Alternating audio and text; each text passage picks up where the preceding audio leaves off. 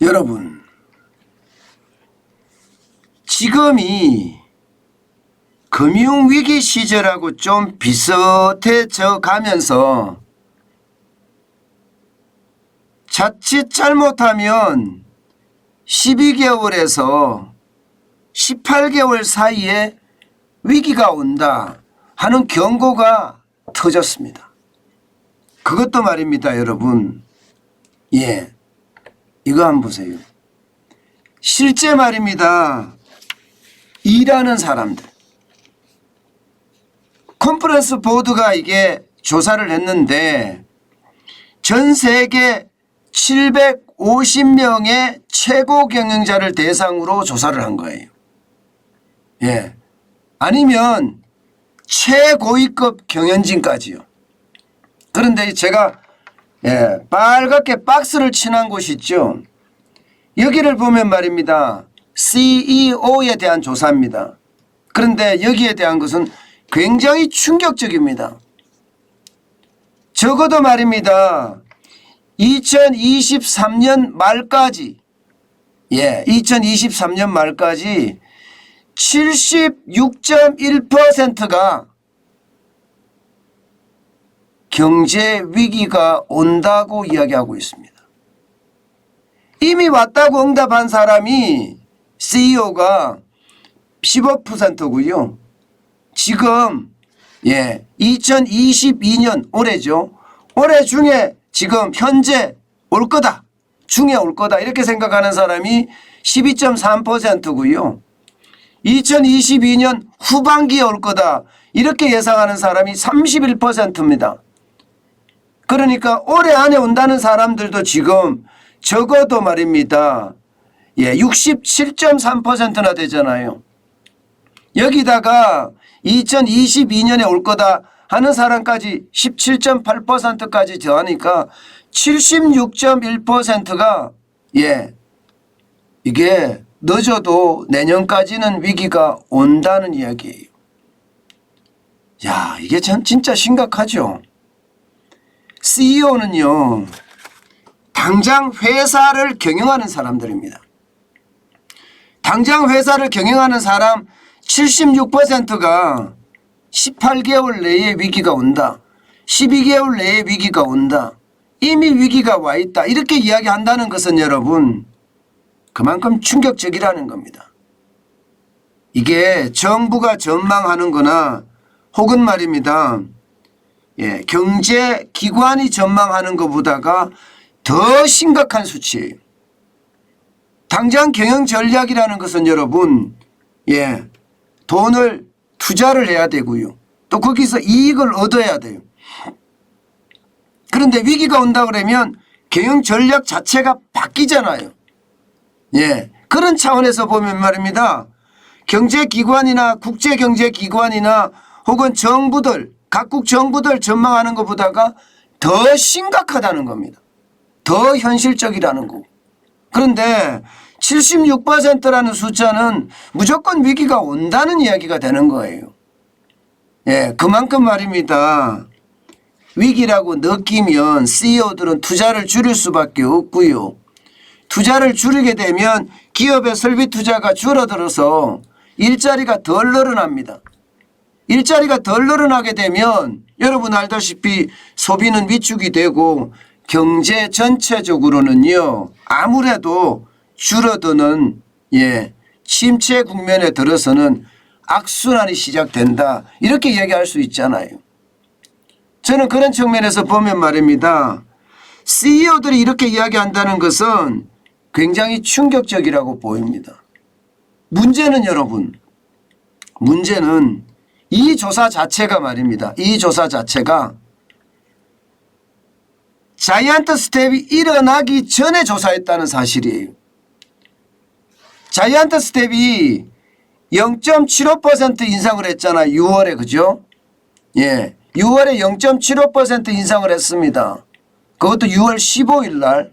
그런데 이 인상 전에 이미 조사한 설문조사이기 때문에 이것은요.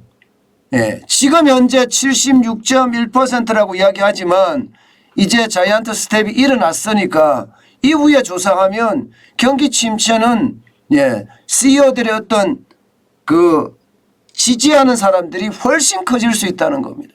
훨씬 커질 수 있다는. 그래서 굉장히 저는 충격적인 수치라고 보는 겁니다. 76.1%라는 것도 말입니다. 굉장히 충격적인 수치라고 봅니다.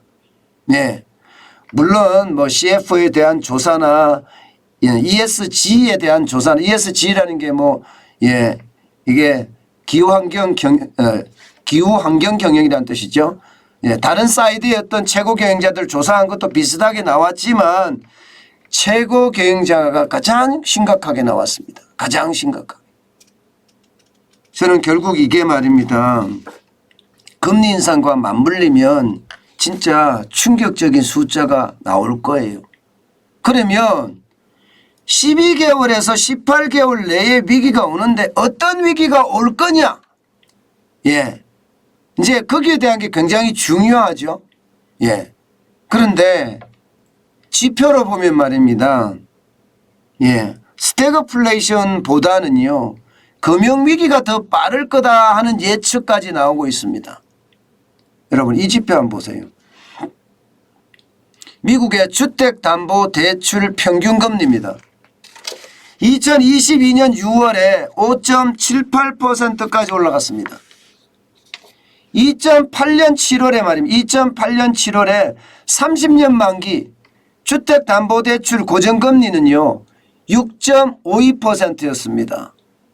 2008년 7월에 지금 위기가 그죠? 5.78%까지 올라갔다는 것은 굉장히 많이 올라간 겁니다. 한 주 사이에 말입니다. 여러분 0.55%나 올라갔습니다. 0.55%.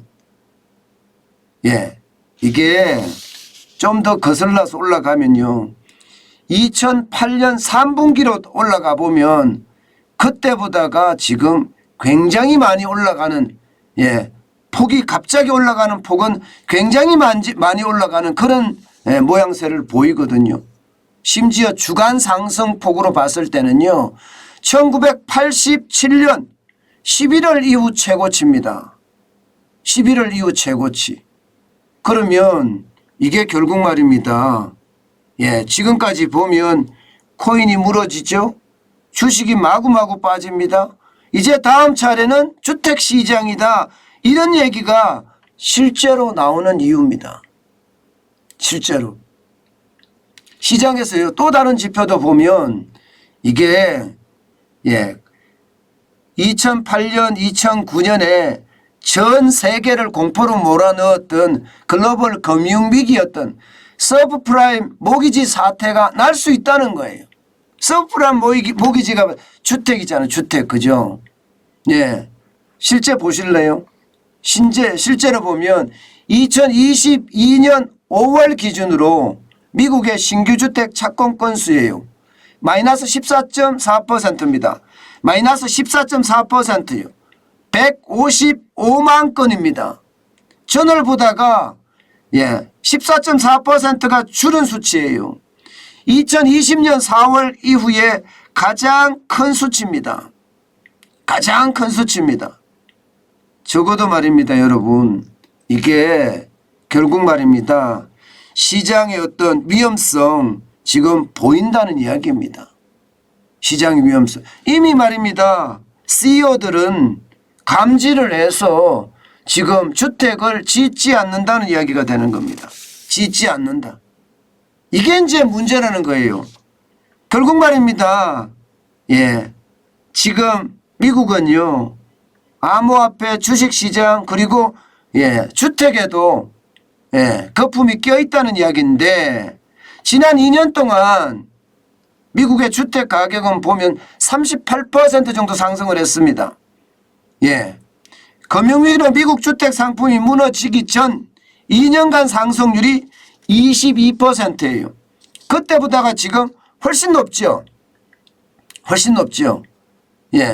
그렇게 거품이 엄청 껴있는 데다가 금리까지 이렇게 폭등을 하면 아이고 나 주택담보대출 서브프라임 모기지 못 갚아 이렇게 되는 거예요. 그렇게 되면 글로벌 금융위기가 터지듯이 뻥뻥하고 터질 수밖에 없다는 게 지금 현지의 분석입니다. 그만큼 말입니다. 경제 위기는 시시각각 다가온다고 이야기할 수가 있습니다. 예. 또 위기가 오는 징후는 또 있습니다, 여러분. 여러분 이거 한번 보세요.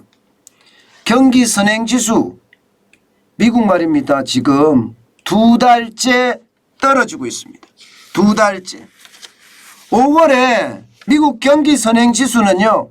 전월보다가 0.4% 하락을 해서 118.3% 기록하고 있습니다. 이게 118.3%인데 2달 연속 떨어진 겁니다. 2달 연속.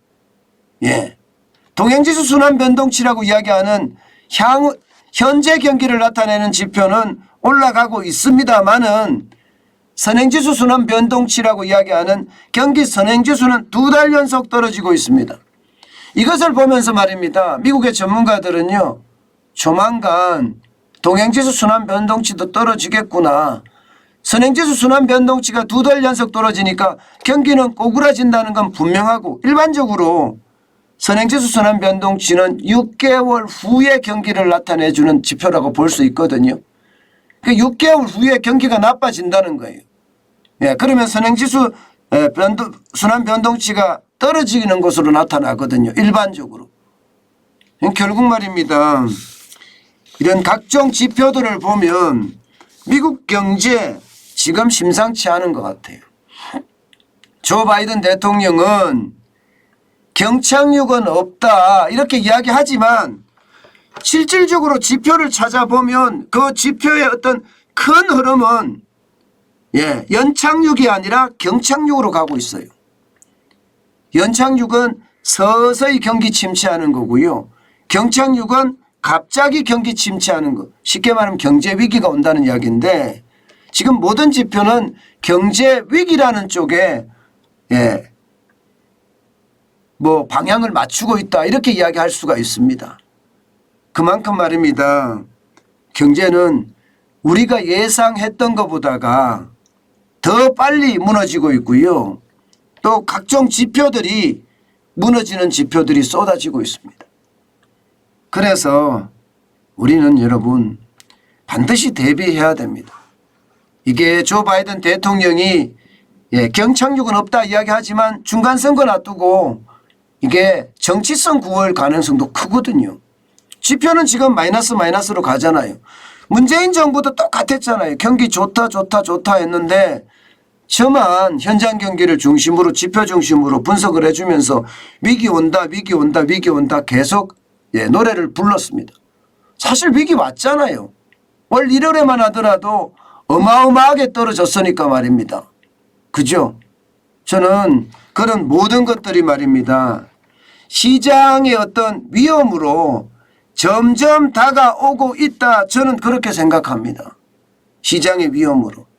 그렇기 때문에 여러분 항상 조심하고 또 조심해야 됩니다. 단순하게 말입니다. 여러분. 단순하게 생각을 하고 의사결정을 할 때가 절대 아닙니다. 절대 아닙니다. 생각하고 또 생각하는 게 아마 지금이 아닌가 싶어요. 생각하고 또 생각해야 되는 게. 그만큼 말입니다.